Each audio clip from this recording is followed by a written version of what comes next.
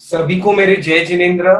आज जैन योग का 7th सेशन है और उसके अंदर हमने परम पूज्य आचार्य भगवंत हरिभद्र सूरी महाराज साहब विरचित योग विंशिका ग्रंथ के स्वाध्याय का प्रारंभ किया है। तो आज उस स्वाध्याय की श्रृंखला में हमारा स्वाध्याय का सेकेंड सेशन है। तो हम स्वागत करते हैं डॉक्टर जितेंद्र बी शाह का, जो कि हमें योग विंशिका का स्वाध्याय कराएंगे और इस स्वाध्याय की धारा को हम आगे बढ़ाते हैं।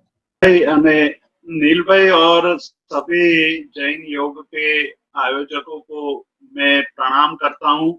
हमारे सभी श्रोताओं को, जिज्ञासुओं को, आत्मार्थी भाइयों एवं बहनों को मैं प्रणाम करते हुए आचार्य श्री हरिभद्र सूरी द्वारा विरचित योग विंशिका नाम के ग्रंथ का स्वाध्याय प्रारंभ करने जा रहे हैं। आप सभी को पता है कि आचार्य हरिभद्र सूरी एक बहुत बड़ी प्रतिभा के धनी थे। अपने जीवन काल में 1444 ग्रंथों की रचना करने का श्रेय उनको जाता है।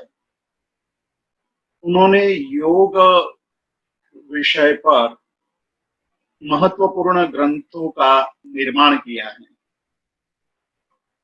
उन्होंने योग विंशिका नामक छोटा सा ग्रंथ लिखा है। हालांकि यह ग्रंथ विंशति विंशिका नामक ग्रंथ का एक प्रकरण है। इसमें आचार्य हरिभद्र सूरी ने 20 प्राकृत भाषा में रची हुई गाथाओं में जैन योग का बहुत ही सुंदर आलेखन किया है। जिन्हें योग की साधना करनी है उनके लिए यह ग्रंथ रेडी रेकनर की तरह है। इस ग्रंथ का स्वाध्याय हमें योग मार्ग की साधना में आगे बढ़ने के लिए महत्वपूर्ण मार्गदर्शन देता है। हमने पिछले सप्ताह आचार्य हरिभद्र सूरी द्वारा योग की व्याख्या, जो जैन धर्म में योग की व्याख्या की गई है, उसकी बात कही थी। मोक्षेण ज्वेणाओ जोगो सभ्येपि धम्म व्यवहारा, यह बात आचार्य हरिभद्र सूरी ने इस ग्रंथ के प्रथम गाथा में कही है। उसका अर्थ होता है मोक्षेण योजनात् योगः, जो क्रियाएं हमारा मोक्ष के साथ संयोग करा देती है, वो सभी क्रियाएं योग स्वरूप हैं। उसी की स्पष्टता करते हुए उन्होंने ये भी कह दिया कि सभ्येपि धर्म व्यापारा, सभी प्रकार के धर्म व्यापार योग स्वरूप हैं। एक तरफ पतंजलि योग की व्याख्या करते हुए योगश्चित्त वृत्ति निरोध कहते हैं, और उसकी स्पष्टता करते हुए कहते हैं कि तदा दृष्टुः स्वरूपे अवस्थानम, अर्थात जब योग की साधना में लीन हो जाते हैं साधक, तब वह स्वरूप में ही स्थित हो जाते हैं। स्वरूप, अपने स्वरूप में, अपने ही में स्थित होते हैं। यहाँ सबसे बड़ा प्रश्न उठता है कि स्वरूप क्या है और पररूप क्या है। स्वरूप और पररूप को समझने के लिए फिर उन्होंने पूरा योग सूत्र चारों पादों की रचना की। आचार्य हरिभद्र सूरी हमारे सामने एक नई व्याख्या प्रस्तुत करते हैं। वो कहते हैं कि जो जो धर्म व्यापार, जो जो क्रियाएं हमारा संबंध मोक्ष के साथ जोड़ने वाले जोड़ने में सक्षम है, वही धर्म क्रियाएं योग स्वरूप है। धर्म योग धर्म व्यापार के विषय में, धर्म क्रिया के विषय में यहाँ स्पष्टता आवश्यक हो जाती है। धर्म क्रिया की व्याख्या क्या हो सकती है, कैसे हो सकती है? अनेक अनेक प्रकार की धर्म क्रियाएं हैं, धर्म व्यापार हैं। क्या उन सभी को हम योग की कोटि में रख सकते हैं, या उसको भी योग के क्षेत्र में न ला करके बाहर कर देते हैं? यह बात समझने के लिए ही उन्होंने आगे कहा कि परिशुद्ध, यानी परिशुद्ध, परिशुद्ध का मतलब किया है कि जो हमारा आशय, हमारे अंदर जो ये सारी क्रिया करने के लिए जो भाव बनता है, वो भाव शुद्ध न हो तो चाहे कोई भी धर्म क्रिया हो, वो धर्म क्रिया योग की कोटि में, योग के क्षेत्र में नहीं आ सकती है। बहुत ही गंभीर बात यहाँ आचार्य हरिभद्र सूरी कहते हैं कि परिशुद्ध यानी आशय से विशुद्ध जो क्रियाएं हैं वही योग स्वरूप है। जहां आशय में अशुद्धि पड़ी हुई है, आशय शुद्ध नहीं है, वैसी धर्म क्रियाएं योग स्वरूप नहीं बन सकती हैं। और उसी को स्पष्ट करते हुए उपाध्याय यशोविजय जी ने इस ग्रंथ की टीका में, कमेंट्री में ये बात कही कि अनिदृश्य, मतलब जो आशय से शुद्ध नहीं है, वैसी कोई भी क्रिया द्रव्य रूप है। भाव क्रिया और द्रव्य क्रिया दो विशेष भेद जैन धर्म में सभी जगह बताया गया है। जो क्रियाएं केवल क्रियात्मक रूप से हो रही है, अंदर से भाव नहीं जुड़ता है, वे क्रियाएं मात्र द्रव्य क्रिया है, यांत्रिक क्रिया है। जिस प्रकार से यंत्र चलता है लेकिन यंत्र को उसका कोई लाभ नहीं होता है, उसी प्रकार कोई व्यक्ति केवल ऊंचा हाथ कर देने से, नीचा हाथ करने से, पैर लंबा टुका करने से, एक पैर पर खड़े रहने से, सो जाने से, उल्टा सिर पर रहने से, यानी कि शीर्षासन करने से भी योग नहीं माना गया, और पद्मासन करने से भी योग नहीं माना गया। यदि आशय शुद्ध नहीं है तो वो केवल क्रिया मात्र है, द्रव्य क्रिया है, यंत्रवत क्रिया है। जिस प्रकार से यंत्र क्रिया करता है लेकिन यंत्र को उसका कोई लाभ नहीं होता है, उसी प्रकार साधक भिन्न भिन्न शारीरिक मुद्राओं में अपना समय लगा लेता है, लेकिन उस मुद्राओं के द्वारा शुद्धि, विशुद्धि और कर्म निर्जरा जैसे लाभ प्राप्त नहीं हो सकते हैं। चित्त विशुद्धि, मनोविकारों से मुक्ति पाने के लिए आशयों को शुद्ध करना आवश्यक है। इसीलिए उपाध्याय यशोविजय जी कहते हैं कि अनिदृश्य द्रव्य क्रिया रूपत्वेन तुच्छत्वात्। यदि आशय शुद्ध नहीं है और क्रिया हो रही है तो वो क्रिया विशुद्ध नहीं होने के कारण द्रव्य क्रिया है, और द्रव्य क्रिया तुच्छ है।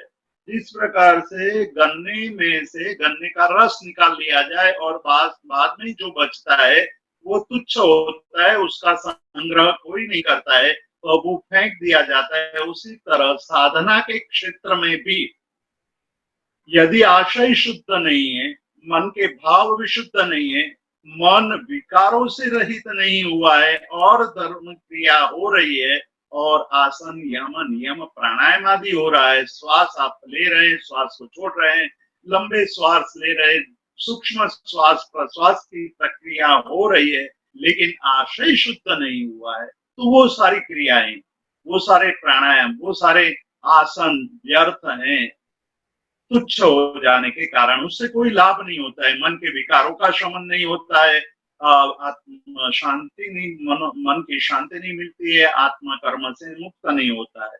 तो अब ये प्रश्न उठता है कि वो आशय क्या है, आशय किसे कहते हैं और आशय किस किस प्रकार के हो सकते हैं, उसकी स्पष्टता आचार्य हरिभद्र सूरि भिन्न भिन्न ग्रंथों में करते हैं। षोडशक नाम का एक ग्रंथ है, आचार्य हरिभद्र सूरि द्वारा ही विरचित है। उस ग्रंथ में कहा है कि आशय भेदा एते सर्वेपि तत्वतो अवगंतव्याः। हमें योग साधना के क्षेत्र में प्रवेश करते समय आशयों के भेदों को समझना चाहिए, अवगंतव्य जानना चाहिए, तत्वतः अवगंतव्य मतलब उसके रहस्य को समझना चाहिए। यदि हमने आशयों का रहस्य नहीं जाना है तो हमारी योग क्रिया भी सम्यक नहीं हो सकती है, द्रव्य क्रिया बन करके तुच्छ बन जाती है और वो निरर्थक हो जाती है। आशय का अर्थ है भाव, हमारे मन के भाव विशुद्ध होने चाहिए, मन के भाव विकारों से रहित होने चाहिए। भावो अयम अनेन विना चेष्टा द्रव्य क्रिया तुच्छा।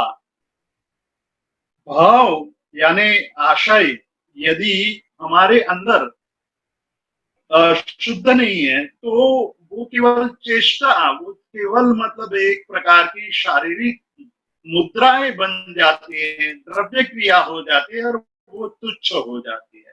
उसी को आचार्य उपाध्याय यशोविजय जी कहते हैं कि प्रणिधानादय सर्वेपि कथंचित क्रियारूपत्वेपि तद उपलक्ष्य आशय भेदाः अयं पंच प्रकारो अपि आशयो भावः अनेन विना चेष्टा काय वांग मनो व्यापार रूपा द्रव्य क्रिया तुच्छा असारा। कहते हैं कि यदि हमारे भाव शुद्ध हैं तो सारी क्रियाएं धर्म क्रिया हमें लाभ करता बनती हैं। यदि आशय शुद्ध नहीं है, आशय शुद्ध के बिना काया के द्वारा की गई क्रियाएं, वचन के द्वारा की गई क्रियाएं और मन के द्वारा की गई क्रियाएं यानी शारीरिक आसन प्राणायाम आदि क्रियाएं, वचन यानी उपदेश आदि क्रियाएं और मन यानी मन के द्वारा की जाने वाली क्रियाएं, विचार और ध्यान, ये सारी क्रिया वो द्रव्य क्रिया बन जाएगी और वो क्रियाएं तुच्छ है, उससे अभिलषित फल असाधकत्वात् हमारी जो इच्छा है, मतलब योग साधना के द्वारा हमारा आशय क्या है। योग क्रिया की शुरुआत करने से पहले ही आचार्य हरिभद्र सूरि हमें स्पष्टता करते हैं, हमें कहते हैं कि भाई सबसे पहले तुम देखो कि योग क्रिया क्यों कर रहे हैं आप, योग क्रिया करने के पीछे आपका क्या आशय है। ये सबसे बड़ी बात जैन धर्म योग साधना के क्षेत्र में प्रवेश करने वाले साधक के लिए कह रहे हैं। और व्यवहार में भी देखा गया है कि यदि हमारा आशय शुद्ध नहीं है और हम धर्म क्रिया कर रहे हैं या हम कोई भी क्रिया कर रहे हैं तो हमें उन क्रियाओं से लाभ नहीं हो सकता है। तो आशय को जानने के लिए यहाँ आचार्य हरिभद्र सूरि हमें स्पष्ट रूप से कह रहे हैं कि सबसे पहले आशयों को जानो। तो कितने आशय है और उसके क्या नाम है, उसके क्या अर्थ है, वो हमें जानना चाहिए। और जान करके यदि हम योग साधना करते हैं तो हमारी योग साधना सार्थक हो सकती है। अयम केते प्रणिधानादि आशया, ये जो आप प्रणिधान वगैरह आशय कह रहे हैं, भाव कह रहे हैं, वो कितने हैं, वो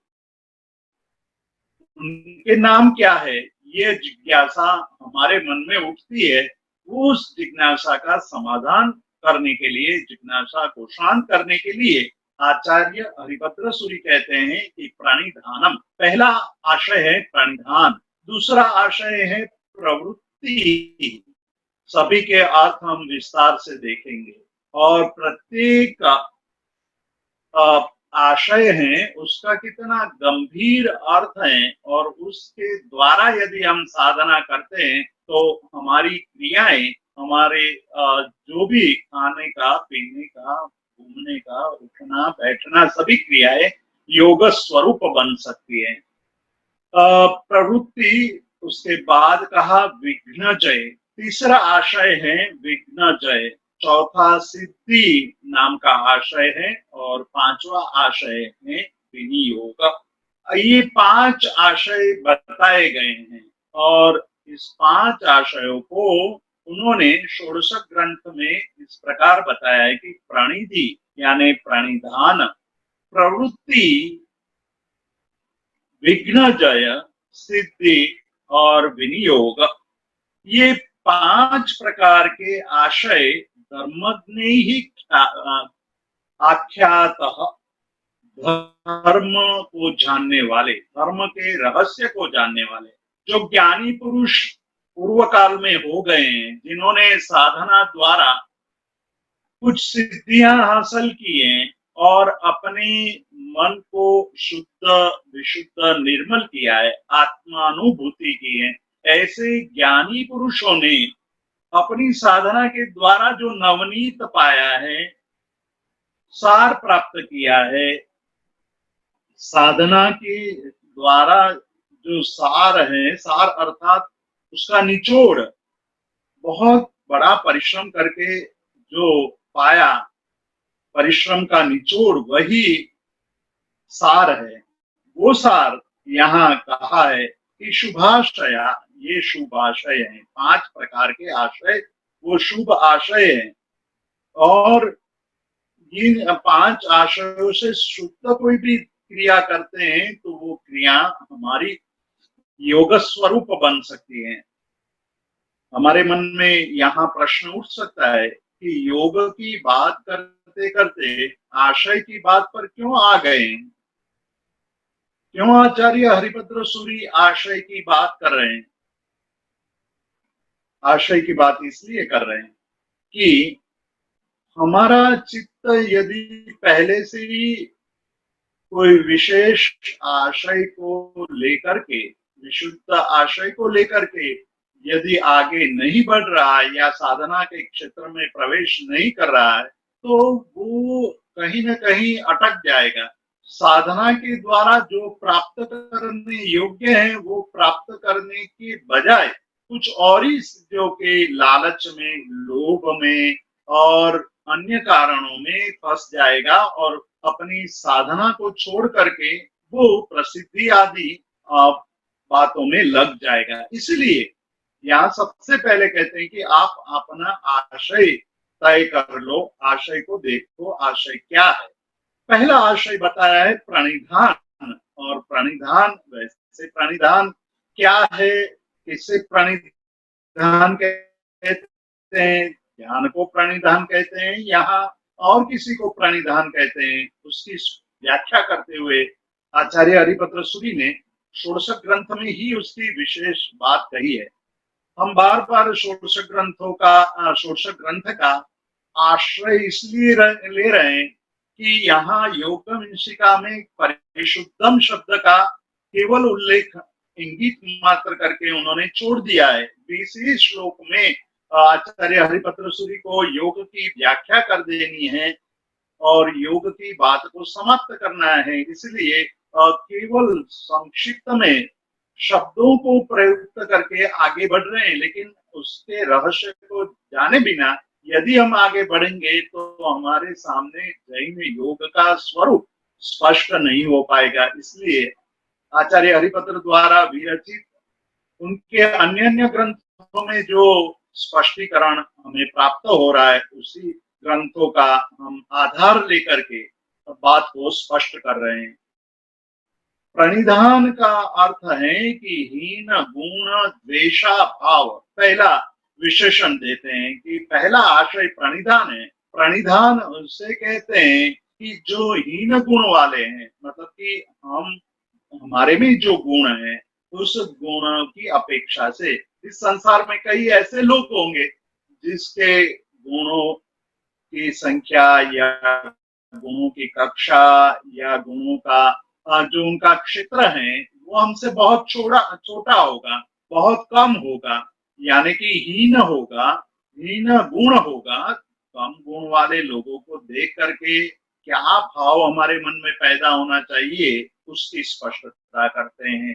संसार में अनेक प्रकार के लोग हैं, भिन्न भिन्न रुचि वाले लोग हैं, भिन्न भिन्न प्रयत्न पुरुषार्थ वाले लोग हैं। ये जो भिन्न भिन्न प्रवृत्ति और पुरुषार्थ और कक्षा वाले लोगों के बीच में हम रहते हैं, उस समय हमारे मन की स्थिति क्या होनी चाहिए। तो इस संसार में कुछ लोग होंगे कि हमारे जैसे और जितने ही गुणों की उनमें स्थिति होगी, मतलब हमारे जितने ही गुण उसमें होंगे। कुछ ऐसे भी लोग होंगे कि जिसमें हमसे कई अधिक गुण होंगे, और कुछ ऐसे लोग होंगे जो बहुत कम गुण वाले होंगे, हीन गुण वाले होंगे, अल्प गुण वाले होंगे। तो उसके प्रति हमारा रवैया कैसा होना चाहिए, हमारे मन के भाव कैसा होना चाहिए, ये स्पष्ट कर दे रहे हैं। यहाँ मैं एक बात, बहुत छोटी सी घटना मुझे याद आ रही है, मैं आपके सामने प्रस्तुत करने जा रहा हूँ। एक काफिला था, काफिला हज करने जा रहा था। हज करने वाले यात्रिकों को समय समय पर दिन में अनेक बार नमाज पढ़नी होती है। ये पैदल काफिला जा रहा था। एक दिन रात को नमाज पढ़ने का समय हुआ तो एक ही व्यक्ति नमाज पढ़ पाया, बाकी के सारे सो रहे। ये जिस व्यक्ति ने रात को नमाज पढ़ी थी वो गया अपने गुरु के पास और जाकर के कहा कि गुरुजी, रात को सब सो रहे थे। तो गुरुजी ने कहा कि भाई तुम भी सो जाते तो अच्छा रहता, अच्छा होता। वो समझ नहीं पाया वो।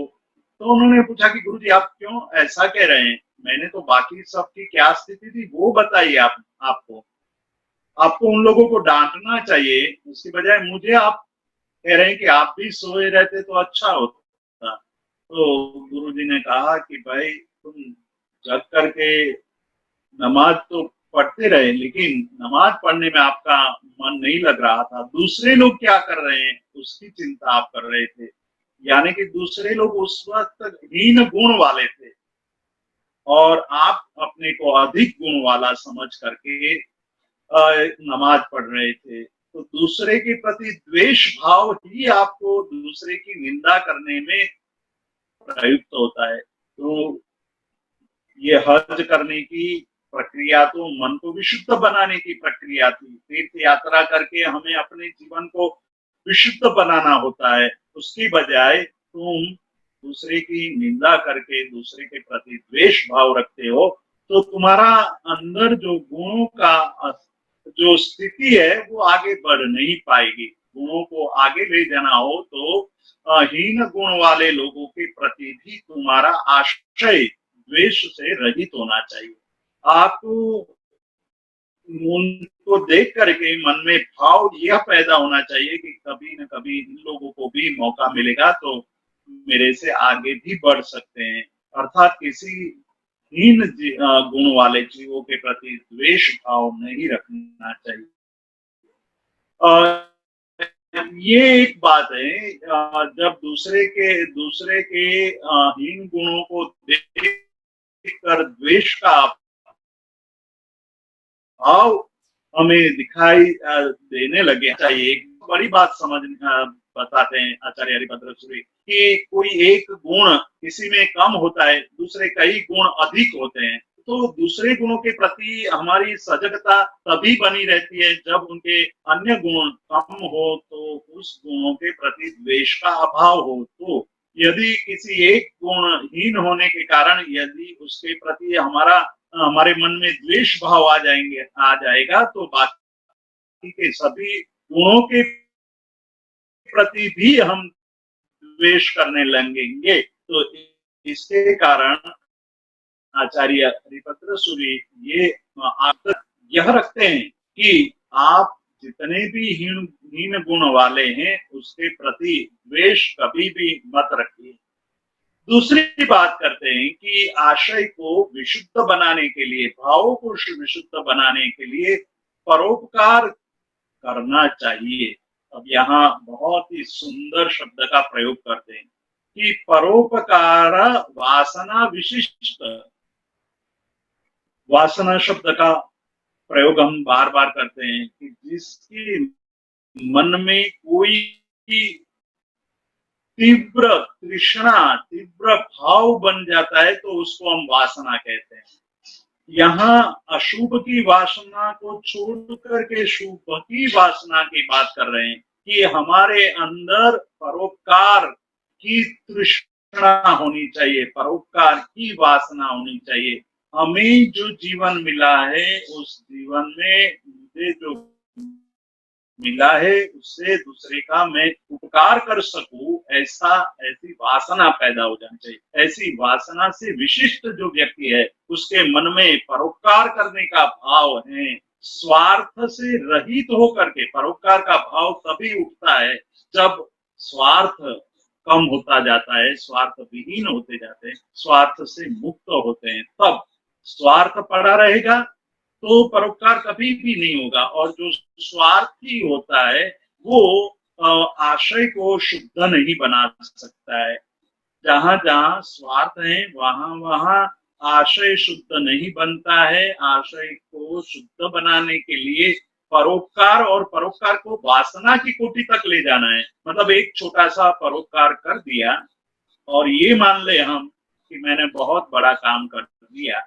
किसी रास्ते पर, क्रॉस रोड पर, रेड लाइट सिग्नल पर आप खड़े रह गए, उस समय कोई भिक्षुक आकर के, भिखारी आकर के आपके पास भिख मांगता है और आपने उस दिन उसको 10 रुपया का एक कॉइन दे दिया, तो आपने ये मान लिया कि मैंने बहुत बड़ा परोपकार कर दिया। तो ये गलत है।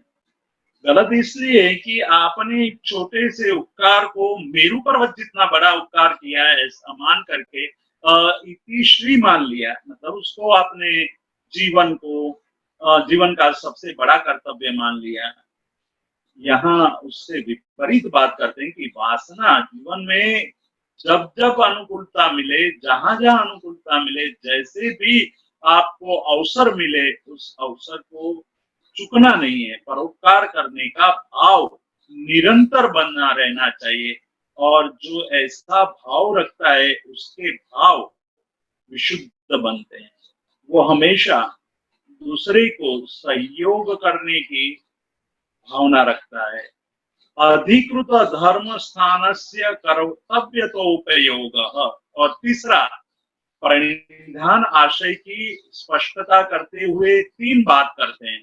तीसरा जो गुण बताते हैं वो गुण है कि अधिकृत धर्म से, अधिकृत धर्म स्थान से, जो आपने धर्म क्रिया या धर्म स्वीकार किया है, अर्थात कोई एक आदमी प्रतिदिन भक्ति करने का नियम करता है तो उस भक्ति को शुरुआत में तो जब भक्ति का नियम लेता है तो बहुत बड़ा उत्साह होता है, लेकिन धीरे धीरे वो उत्साह शांत होने लगता है। धीरे धीरे का मतलब है कि 2-4 दिनों के बाद, 5 दिनों के बाद या 2-3 सप्ताह के बाद उनको ये लगने लगता है कि मैंने ये नियम क्यों ले लिया, मैंने ये नियम नहीं लिया होता तो अच्छा होता। तो यहाँ जो अधिकृत यानी स्वीकृत है, उस धर्म स्थान यानी धर्म विधि या धर्म क्रिया, उसको करते वक्त मन में यदि वो बोझ लगने लगे तो धर्म क्रिया करते वक्त मन धर्म क्रिया में न होकर के अन्यत्र घूमता रहता है। इसीलिए सबसे पहले आचार्य हरिभद्र सूरी यह स्पष्टता करते हैं कि प्रणिधान आशय का मतलब है कि आपने जो धर्म क्रिया का स्वीकार किया है उस धर्म क्रिया करते वक्त आपके मन में कर्तव्यता का मतलब ये मेरा कर्तव्य है, ये मुझे अवश्य करना चाहिए। और जब मैं पूजा कर रहा हूँ यानी परमात्मा की भक्ति कर रहा हूँ, अपने आराध्य देव की अपने इष्ट देव की जब मैं भक्ति कर रहा हूँ, तो मेरे लिए मेरा कर्तव्य ये है कि मैं मन वचन और काया से परमात्मा को समर्पित हो जाऊं। मतलब जब मैं मंदिर में हूँ तो मंदिर में 100% 100% परमात्मा को समर्पित होकर के ही उसकी भक्ति करूं। मतलब आप जब भक्ति गीत गाते हैं तो जीभ और मुंह की क्रिया चालू है, लेकिन मन में कौन आया कौन गया, किसने कैसे कपड़े पहने हैं, क्या बात की है, क्या जल्दी आए जल्दी चले गए, बहुत देर तक खड़े रहे, दूसरे की प्रतीक्षा कर रहे थे, ये सारी बातें हमें उसलिए दिखाई देती हैं कि हम अपने इष्ट देव आराध्य देव को नहीं देखते हैं। हम उनको नहीं देखते हैं इसलिए दूसरे दिखाई देते हैं, यदि हम उसको ही देखने की कोशिश करें, मतलब 100% 100% परमात्मा में लीन हो जाए तो और कोई बात हमें दिखाई नहीं देगी। ये बहुत महत्वपूर्ण आशय यहाँ आचार्य हरिभद्र सूरी बता रहे हैं कि उस समय हम हमारा कर्तव्य है, दूसरा दृष्टांत लेकर के भी हम सामायिक कर रहे हैं कि करेणी बंते सामाय्यम सावज्यम जोगम पच्चखामी जाओ नियमम पज्जु आसामी दुविहम त्रिविहीनम मानेनम कायनम न करेणी न कारवेमी तस्य बंते परिक्रमामी निंदामी गरियामी अपाणम बोधिरामी, ये प्रतिज्ञा सूत्र है। इसमें ये कहते हैं कि करेणी बंते सामाय्यम सावज्यम जोगम पच्चखामी, मतलब मैं ये 48 मिनट तक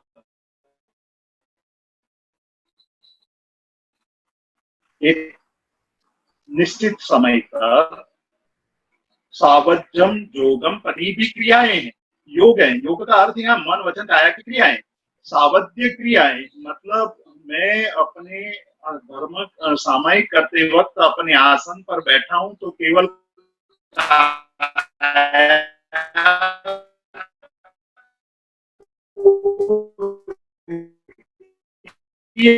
आसन पर नहीं बिठाता हूँ, मेरे एक जगह स्थिर करने की कोशिश करता हूँ। केवल 48 मिनट तक मैं मन वचन और काया रूपी तीनों योगों को शांत करने की कोशिश करता हूँ, विकारों से मुक्त करने की कोशिश करता हूँ। जिस तरह से हम कपड़े उतार करके मैले कपड़े उतार करके खींची पर लटका देते हैं,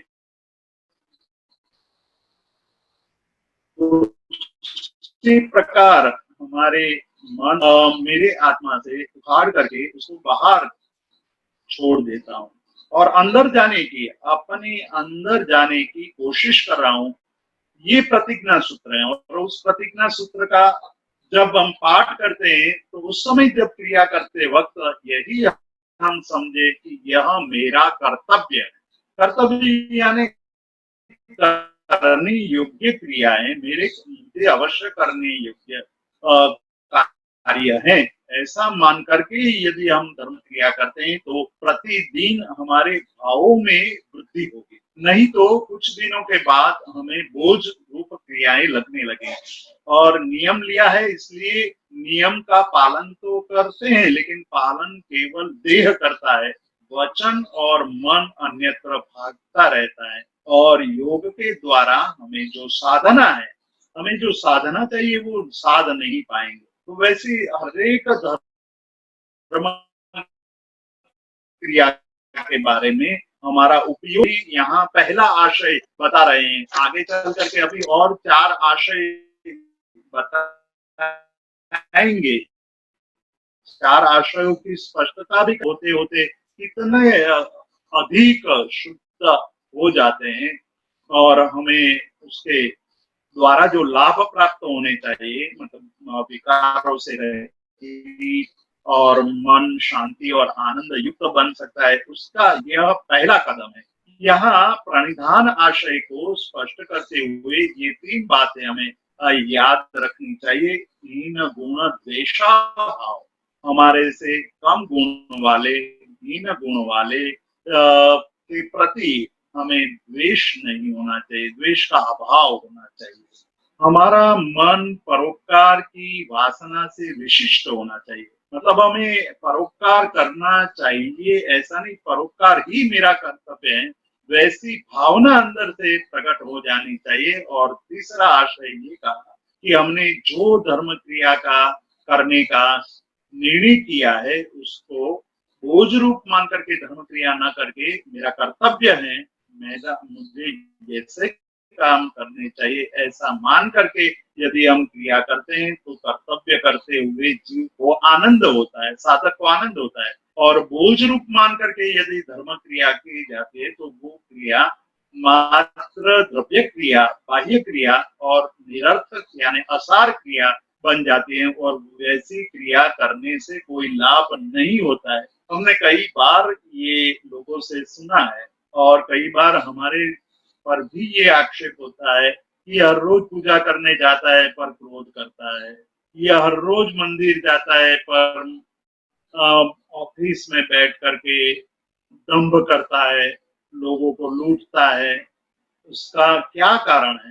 हर रोज सामायिक करता है फिर भी माया नहीं छोड़ता है, कपट नहीं छोड़ता है, ये क्यों होता है? इसका यहाँ स्पष्टीकरण किया गया है कि यदि हमारा आशय शुद्ध नहीं है और हम धर्म क्रियाएं कर रहे हैं तो हमें जो लाभ मिलना चाहिए वो लाभ नहीं मिलेगा, हमें जो उससे परिणाम प्राप्त होने चाहिए वो परिणाम नहीं होगा, और विकारों की वृद्धि होती जाएगी, विकार बढ़ते ही जाएंगे। विकारों का शमन करने के लिए आशय शुद्ध होना सबसे पहला आवश्यक कदम माना गया है।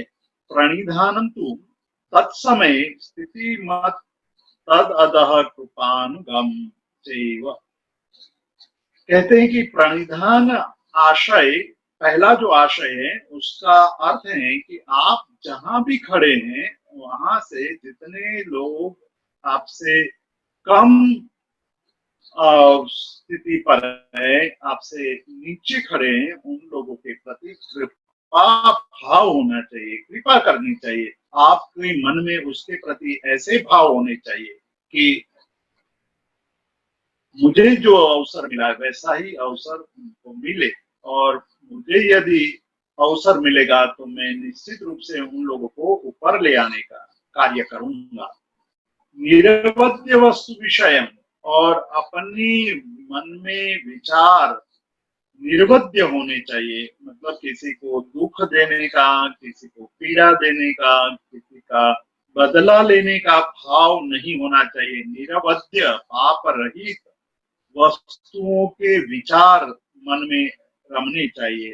परार्थ निष्पत्ति सारम च, और परोपकार करने का भाव मन में होना चाहिए।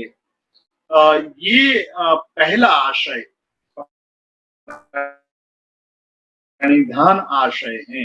प्रतिपन्नम धर्मस्थानम धर्मस्थान मर्यादायां स्थितिमत अविचलित स्वभावम तदधः स्वप्रतिपन्न धर्मस्थानात् अधः स्तन गुण स्थानवर्तीषु कृपानुगम करुणा परम न तु गुणहीनत्वेषु हीनत्वात् तेषु द्वेषान्वितम् शेषम सुगमम्।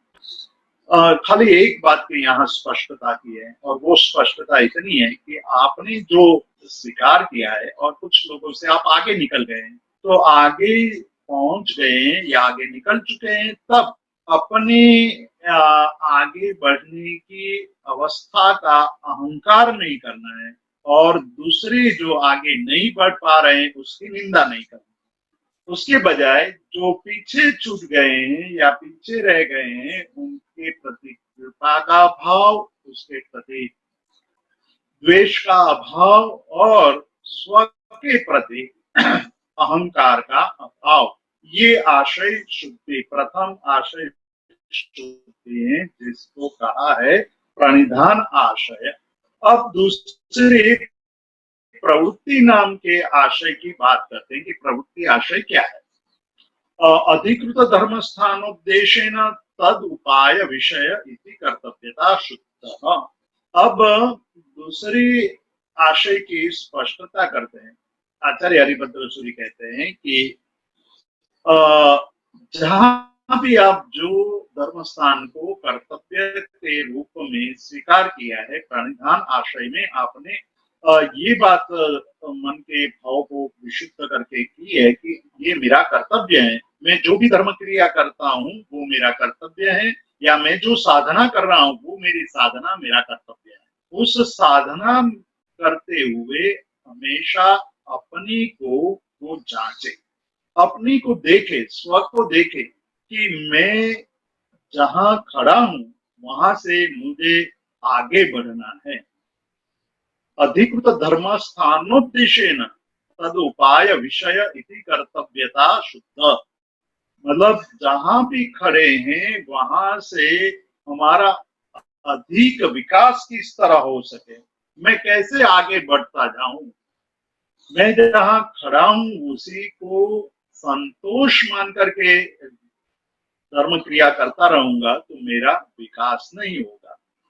प्रति क्षण या प्रति समय खुद की परीक्षा करता रहेगा, खुद को देखता रहेगा कि मैं कल जहां खड़ा था वहीं खड़ा हूं या आगे बढ़ता हूं, और आगे नहीं बढ़ता हूं तो उसका उसके क्या कारण है। ये आशय, ये साधना कर रहे हैं तो साधना करते वक्त प्रति समय या प्रति सप्ताह अपने आप को साधक तो दूसरा हमारा जो आशय है वो प्रवृत्ति आशय है। प्रवृत्ति आशय को बताते हुए कहते हैं कि हम जो कार्य कर रहे हैं उस समय हमारे मन में ये भाव उत्पन्न होने चाहिए कि हम जहाँ खड़े हैं वहीं खड़े रहे हैं या आगे बढ़ रहे हैं, मतलब हमारी प्रवृत्ति, हमारी प्रगति हो रही है या नहीं।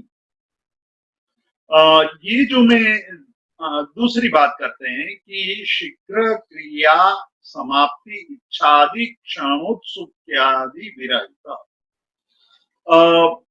क्रिया करते करते कई बार एक अभ्यास हो जाने के कारण मन में ये भाव हो जाता है कि अब मैं जो क्रिया कर रहा हूं वो मुझे बहुत अच्छी तरह आ गई है, अब मुझे कोई दिक्कत नहीं है। किंतु थोड़ी दिनों के बाद मन में ये आता है कि मैं जल्दी जल्दी क्रिया समाप्त कर दूं। ये एक मानव सहज स्वभाव है कि क्रिया करते वक्त, बातें करते वक्त जल्दी समाप्त करने की प्रवृत्ति। इसीलिए हम हर एक चीज का शॉर्ट फॉर्म खोज निकालते हैं। हम वाइस चांसलर इतना लंबा बोलना नहीं चाहते, इसलिए कहते हैं वीसी। हम एमडी कर बोल करके छोड़ देते हैं, मैनेजिंग डायरेक्टर नहीं बोलते, इतना लंबा नहीं बोलते। तो हर क्रिया में मानव का एक स्वभाव हो गया है कि वो अपनी बातों को जल्दी कह देना चाहता है और हर क्रिया को भी जल्दी समाप्त करना चाहता है। इसीलिए जब हम कोई प्रतिक्रमण आदि क्रिया करते हैं तो लंबे लंबे सूत्र कोई धीरे धीरे बोलता हो, भाव से बोलता हो, अर्थ का अनुसंधान करते हुए बोलता हो तो हमें बहुत कष्ट होता है और हम पहले से ही ये तय कर लेते हैं कि भाई इनको आदेश नहीं देना है। बहुत टाइम लगता है, बहुत समय लग जाता है। हमारे पास इतना समय नहीं है। आज का युग तो बदल चुका है, हर चीज एक क्षण में हो जाती है। आज आप जब कंप्यूटर से, इंटरनेट से कनेक्ट होते हैं और कनेक्ट होने में या मतलब ईमेल को देखने में थोड़ी भी देर लग जाती है तो हम नाराज हो जाते हैं। हम कहते हैं कि ये प्लान ठीक नहीं है, ये कंपनी बदल देनी चाहिए, इसके उसके प्लान में इंटरनेट से जोड़ने में बहुत समय लग रहा है, आदि आदि। हमारा ये स्वभाव है कि जल्दी जल्दी सब काम हो जाने चाहिए। ये अच्छी बात है कि जल्दी काम होने चाहिए, लेकिन जल्दी काम करने की जो हमारी इच्छा है, जो हमारे प्रयत्न है, उसका अर्थ ये नहीं होना चाहिए कि हमारे अंतरात्मा को उसका लाभ होने के बजाय नुकसान हो जाए। तो हमारा जो एक प्रवृत्ति ये रही है कि जो जल्दी सूत्र बोलता है, जो जल्दी समाप्त कर देता है, उसको हम बहुत आदेश देते हैं, मतलब उनको बोलने के लिए प्रेरित करते हैं। लेकिन जो धीरे धीरे बोलता है, भाव से बोलता है और शांति से बोलता है, उसको हम कहते हैं कि भाई आज आप मत बोलना क्योंकि टाइम लग जाएगा। ये जो बातें हैं उसके सामने यहाँ हरिभद्र सूरी कह रहे हैं कि जब आप क्रिया कर रहे हैं तो क्रिया करते वक्त क्रिया शीघ्र जल्दी से खत्म हो जाए, ऐसी जो इच्छा है वो इच्छा नहीं होनी चाहिए। क्योंकि जो क्रिया आप कर रहे हैं उस क्रिया में आपका मन लगना चाहिए। और जब आप समय के भान को भूल करके, समय का भान भूल जाएंगे और धर्म क्रिया में लीन हो जाएंगे, तभी आपको धर्म क्रिया से, साधना से, ध्यान से आनंद प्राप्त हो पाएगा। लेकिन जल्दी जल्दी कर देने से कभी भी हम वहां नहीं पहुंच पाएंगे। इसलिए प्रवृत्ति के दूसरे आशय की बात करते हैं कि धर्म क्रिया हमें बहुत जल्दी खत्म हो जाए, हमें साधना जल्दी खत्म हो जाए, ध्यान जल्दी खत्म हो जाए, ऐसा हमें नहीं करना चाहिए। हमें हर एक साधना की हर एक क्रिया उत्सुकता के दोष से मुक्त रह करके करनी चाहिए। मतलब उत्सुकता नहीं होनी चाहिए। हम साधना जब करते हैं तो साधना करते वक्त कहा जाता है कि आंखें बंद करके बैठे। आंखें बंद करके जब बैठने की बात होती है तो क्षण भर में हम ये मानने लगते हैं कि बहुत समय हो गया, बहुत समय हो गया। उसका सीधा जो दृष्टांत है वो ये है कि जब हमें 40 का कौशक संवत्सरी के प्रतिक्रमण में करना होता है तो थोड़ी ही समय में हम आंख खोल करके देख लेते हैं कि कौन क्या कर रहा है, किससे कितने कौशक लोकस हो गए हैं। कोई जल्दी कौशक पार लेता है तो हमें ये लगता है कि इसका कौशक कैसे जल्दी हो गया। उसका मतलब है कि हम पर में ही लीन है, स्व में लीन नहीं हुए हैं। मतलब हमारे अंदर उत्सुकता का दोष इतना ज्यादा है कि हम ये बात नौकारयान लोकस तो मुंह से गिना जा रहा है, लेकिन मन हमारा दूसरे ने कैसे ये समाप्त कर लिया, दूसरा कैसे आगे निकल गया, मैं कैसे पीछे रह गया, ये भाव अंदर पड़ा रहता है। और ये सारी क्रियाएं तो अंदर मन में हो रही है, दूसरा कोई जानता नहीं है। इसलिए नौकार के कितने पद उपजा दिए या खा गए उसका पता नहीं चलता है। तो जल्दी जल्दी करने की जो हमारी प्रवृत्ति है उसके कारण मन शांत होकर के, चित्त में लीन होकर के जो क्रिया होनी चाहिए उसके बजाय औत्सुक्य के कारण हमारा जो कौशक है वो व्यर्थ हो जाता है, केवल बाह्य क्रिया रूप बन जाता है। उसके द्वारा हमारे कौशक द्वारा काया का सही अर्थ में उत्सर्ग नहीं हो पाता है। तीसरी बात कहते हैं जो बहुत ही महत्वपूर्ण है कि इति कर्तव्यता सुख। मुझे यदि शांति प्राप्त करनी है, मुझे यदि आनंद प्राप्त करना है तो यही मेरी क्रिया, यही मेरा कर्तव्य है। ये भाव रख करके क्रिया करनी चाहिए। ये जो प्रवृत्ति का आशय है वो कैसा होना चाहिए, मेरी प्रवृत्ति करने के पीछे मेरा भाव क्या होना चाहिए कि यही कर्तव्य है।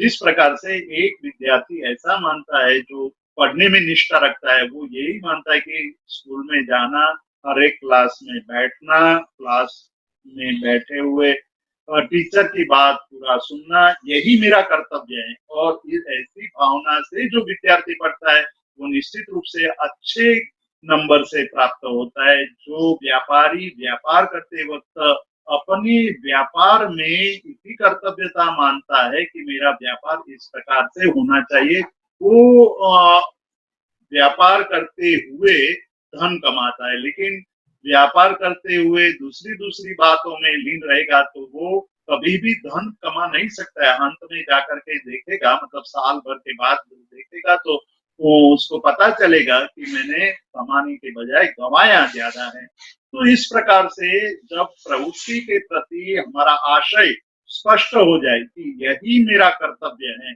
कम से कम सामायिक मेरा एक कर्तव्य है, पूजा मेरा कर्तव्य है, जप मेरा कर्तव्य है, ध्यान मेरा कर्तव्य है, साधना मेरा कर्तव्य है, ऐसे आशय से यदि तप जप ध्यान साधना सामायिक प्रतिक्रमण आदि क्रिया जाए, आदि क्रियाएं की जाए तो निश्चित रूप से लाभ प्राप्त हो सकता है। तो ये प्रवृत्ति के तीन मुख्य लक्षण जो मैं संक्षिप्त में आपको कहता हूँ कि प्रवृत्ति करते हुए प्रवृत्ति के आशय, पहले प्रणिधान के आशय की बात की, अब प्रवृत्ति आशय की बात कर रहे हैं कि प्रवृत्ति आशय का अर्थ ये है कि जो क्रिया मैं कर रहा हूँ वो क्रिया में मेरी प्रगति हो रही है या नहीं, मतलब मुझे इस जहां मैं खड़ा हूँ उससे मुझे आगे बढ़ना है।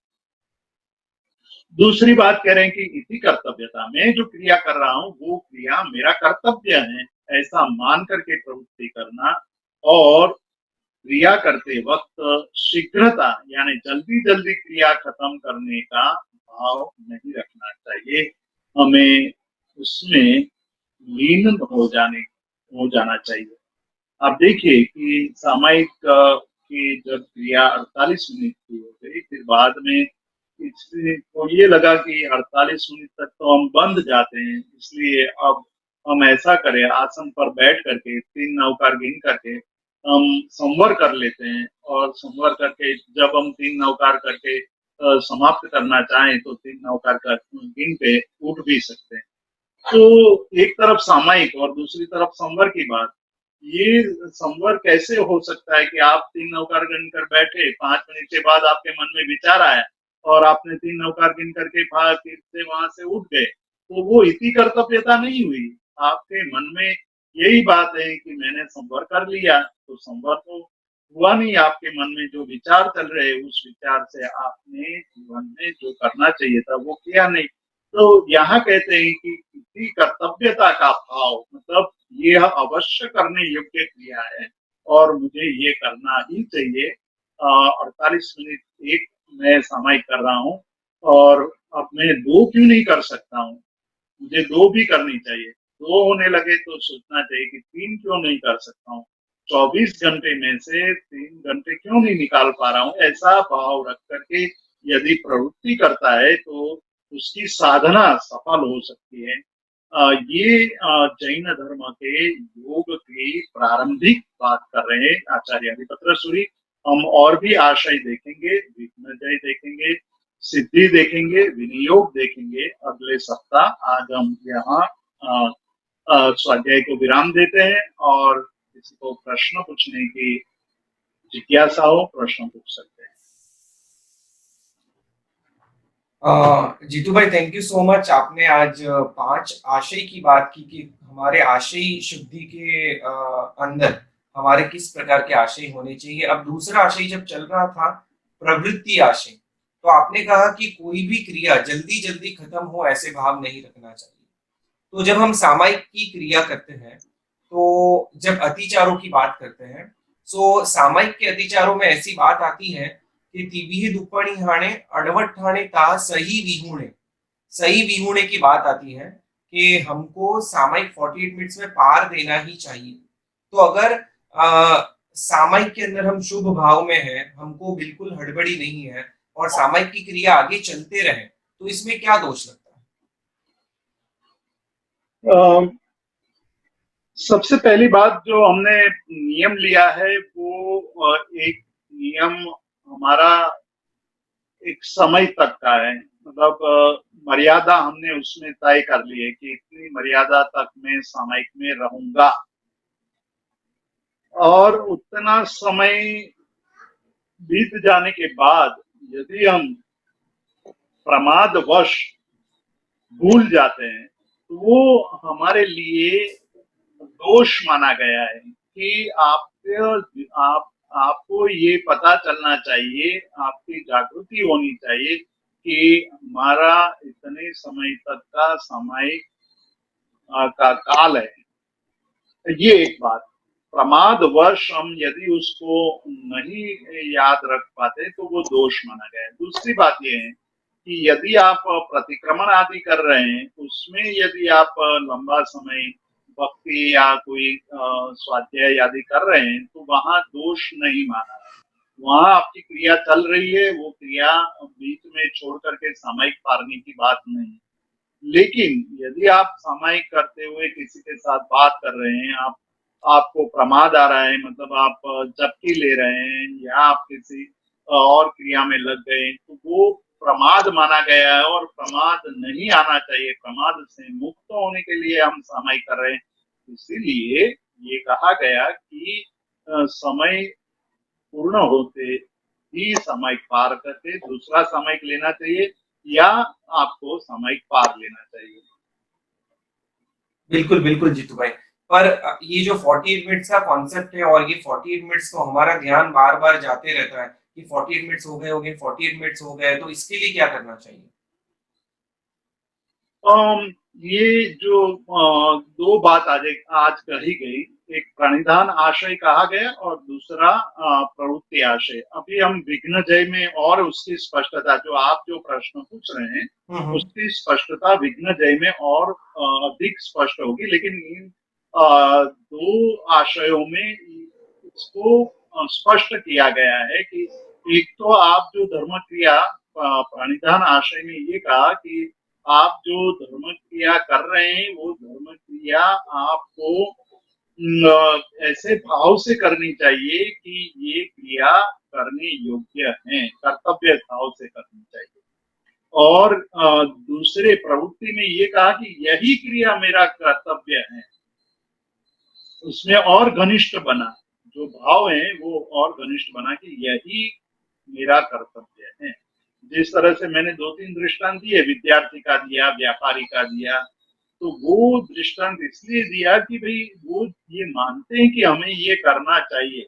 जो ये मान करके, ऐसा मान करके बिजनेस करता है, विद्या प्राप्त करने की कोशिश करता है, वो निश्चित रूप से उसका फल प्राप्त करता है। लेकिन जो ऐसा नहीं करता है वो नहीं फल प्राप्त करता है। तो उसी प्रकार धर्म क्रिया में भी, मतलब साधना के क्षेत्र में भी, साधना कोई ऐसी वैसी चीज नहीं है, एक बात। दूसरी बात, साधना में कोई शॉर्टकट नहीं है। व्यवहार में, व्यापार में, विद्या में सभी जगह शॉर्टकट हो सकता है। मतलब आप इंडियन सिस्टम के अनुसार कह रहा हूँ कि आप यदि पढ़ रहे हैं, बहुत पढ़ने पर भी कम नंबर पाते हैं, और दूसरा विद्यार्थी संयोग से अंतिम दिनों में उसको पता चल जाता है, पेपर के प्रश्न मिल जाते हैं, तो वो बिना मेहनत किए हुए भी अच्छे नंबर से पास हो जाता है। आपके पास पैसे नहीं है तो आप मतलब आपको खाना है तो खाने के लिए आपके घर में आपकी बीवी होना जरूरी नहीं है। आपके जेब में पैसा है तो आप रेस्टोरेंट में जाकर के तुरंत बिना मेहनत किए हुए एक क्षण में आप ऑर्डर दे करके भोजन कर सकते हैं। तो वहां शॉर्टकट है, लेकिन साधना में कहीं भी शॉर्टकट नहीं है। साधना में ये नहीं है कि आपके पास पैसा है तो आपकी साधना, आपका सामायिक सफल हो जाएगा, आपने प्रभावना बहुत बड़ी कर दी तो आपकी साधना सफल हो गई, ऐसा नहीं। ऐसा होता तो श्रेणी का पुण्य शावक के घर कभी नहीं जाता। उनके पास तो पैसे थे, बहुत सारे पैसे थे, लेकिन साधना में शॉर्टकट नहीं है। इसीलिए साधना के क्रम को, साधना की अवस्था को और साधना की पद्धति को हमें जानना चाहिए। उस पद्धति से हम आगे बढ़ेंगे तो हमें साधना से जो लाभ होना चाहिए वो लाभ निश्चित रूप से होगा। बिल्कुल बिल्कुल जीतू भाई, थैंक यू सो मच। आज का सेशन बहुत इंटरेस्टिंग इसलिए रहा कि आज का सेशन हमें इसकी प्रेरणा देता था, प्रेरणा दे रहा है कि हम जो भी क्रिया करते हैं उस क्रिया का जो रीजन है, कारण है, उसे जानना चाहिए और उस भावों को पकड़ के हमें उस क्रिया में आगे बढ़ना चाहिए। तो इसी के साथ आज के सेशन को हम विराम देंगे और इसी के साथ जगत के सभी जीवों का कल्याण हो, जगत के सभी जीव हमारे मित्र है, कोई भी हमारा वैरी नहीं है, इस भावना के साथ प्रार्थना। अणु परमाणु शिव बनी जाओ, आखा विश्व नु मंगल थाओ, सर्वे जीवो मोक्षे जाओ। खामे भी सब जीवे, सब्वे जीवा खमंतु में, मित्ति में सब भूवेसु, वैरम वज्जन केणी सर्वथा सौ सुखी थाओ पाप ना कोई आचरो राग द्वेषति मुक्त बनीने समता सौ समाचरो।